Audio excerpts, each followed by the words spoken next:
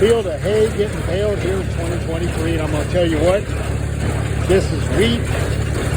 I didn't add anything to it. It doesn't have anything growing underneath it, but this stuff is absolutely gorgeous.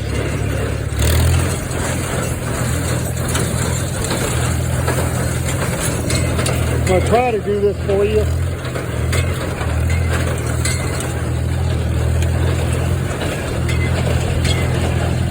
Levi!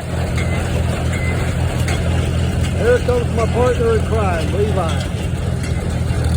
Hardest working 10-year-old you're ever going to see. He's going around rolling the bales back. Grab this one here for me, Bubba. Just roll on outside that hedgerow.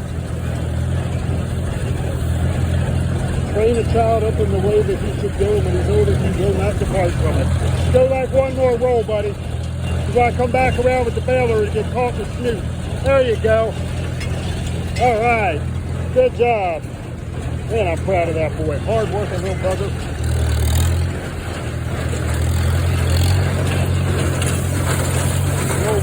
532, just a whooping her out there. Now what's really nice is I ain't got to scream at the top of my lungs for you to hear me, because I put a muffler on my tractor. Yeah, I know, I've done told you that 4 times. Well, now I done made it 5.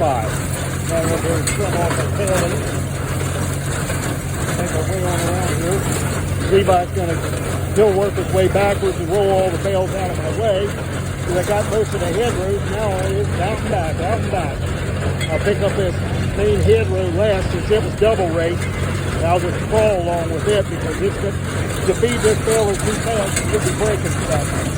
I've done all the wrenching I want to do. I want to fix the baler today, goddammit. But yes, praise be to God. This is beautiful. I think next year we're going to do a little bit more of this. This is awesome. I'm happier than a hot dog in a mud puddle.